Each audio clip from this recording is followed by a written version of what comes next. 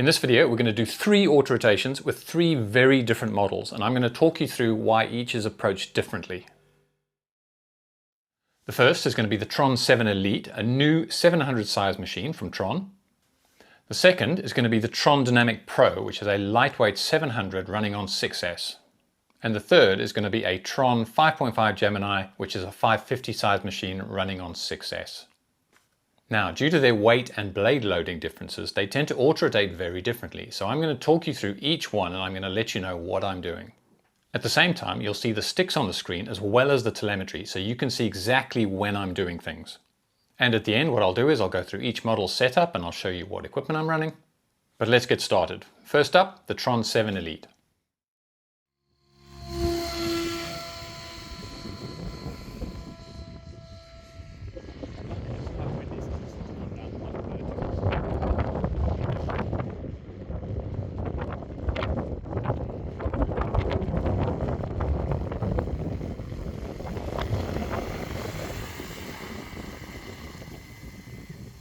Okay, that wasn't too bad. It was done in the middle of Storm Amy in the UK, so the wind is almost silly. Now normally we'd start about 45 degrees off vertical, but with the wind I'm going to come down almost straight. I turn the model into wind and establish that it's moving forward and down before I hit throttle hold. You don't want to be moving backwards, as you'll have to counteract that with nose down. And in windy conditions, wind on the top of the disc will push you down and rob head speed. I've now established the line and you can see that it stays on that all the way down with negative pitch.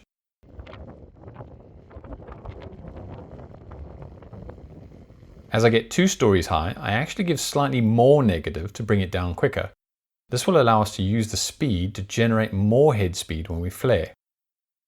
As I approach 1 story high, I'm already starting the flare and moving the pitch towards 0. This is a heavy model with heavy blades and I want to start slowing it down and getting head speed long before it reaches the bottom.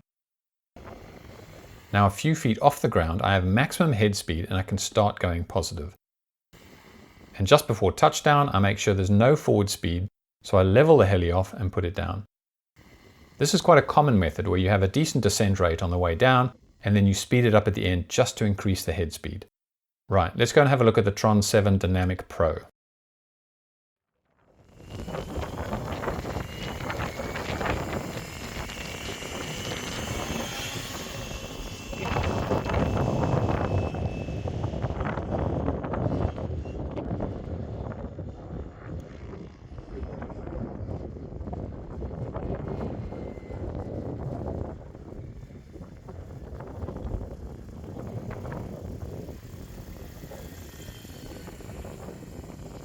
So for the dynamic, we're going to start in the same way.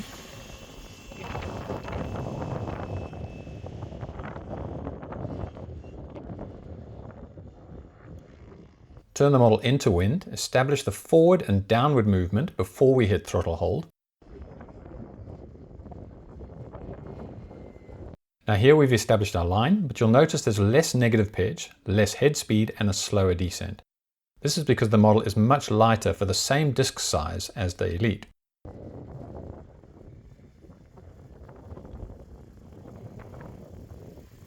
Because the model is so light and comes down so slowly, there is no need to do a flare to increase the head speed.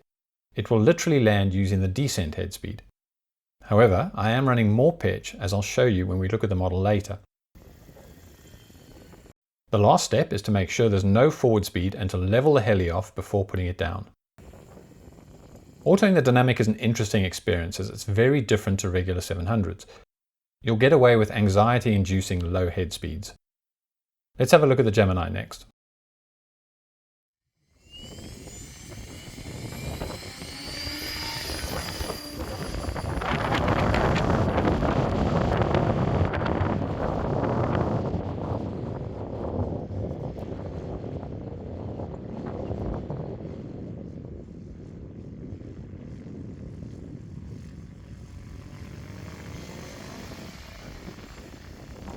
So we'll start this in exactly the same way.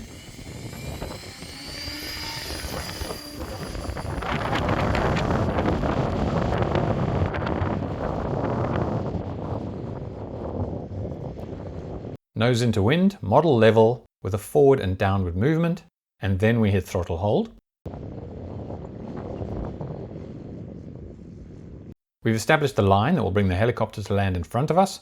There's a slight amount of negative so it doesn't drop too quickly. However, I am using more than normal to make sure the wind doesn't take the head speed away. At about 2 stories high, we start a little dive to increase the descent speed, similar to what we did with the Elite. This will allow us to really spin the blades up when we flare. And this is the flare. The pitch is moving up closer to 0, so the model is slowing down and increasing the head speed at the same time. All we need to do is stop the forward speed and level it just before we put it down. Because the blades are shorter and lighter, they won't hold energy as well as the 700, so the helicopter won't hover for very long. Let's have a look at the setups of each model. This is the Tron 7 Elite. I'm using Azure 105 tail blades and Azure 700 Pro main blades. The motor is an egodrift 4530HS 550 kV. The servos are GDW BLS 892s on the cyclic and BLS 895s on the tail. The ESC is a Hobbywing 180 Platinum V5. Batteries are Maniacs 5500 Bossian 6S packs in 12S configuration, and these are the same packs and tray that I use in the Advance. Connectors are a mix of AS150 and Super X, and the pitch is set up at 13 degrees. This is the Tron 7 Dnamic Pro. I'm using a similar setup with Azure 105 and Azure 700 main blades. I'm using an XD-Fly 155 ESC, which is designed for 3 to 8S and integrates well with the V-bar. I'm using 6S packs, currently 5200s, but I am about to try some Maniac 6000s, as I've seen good things from George running them on his Gemini, and I use the same tray on both models. It has a V-bar Neo. As this runs lower head speeds, I don't see any need to run the Evo at the moment. The servos are the same GDW BLS 892 and 895 that I use on the Elite. And the motor is a Tron Dynamic motor that comes with the combo. It's a 4225 810 kV and it seems well suited to the model. I'm using the same AS150 connectors that I use on the 12S packs, which makes it easy to move older packs from the Elite down to this machine. I'm running 15 degrees of pitch on this model due to the lower head speeds. I find that when I'm flying at 1000 RPM, it needs more pitch to be able to fly well, which also comes in handy when you're doing the low head speed autorotations. On the Gemini, I'm running a V-bar Evo with the smaller Mikado power backup, GDW G50 servos on cyclic, and a Theta THM 982 on the tail. The main blades are Azure 560 and the tails are Azure 95s.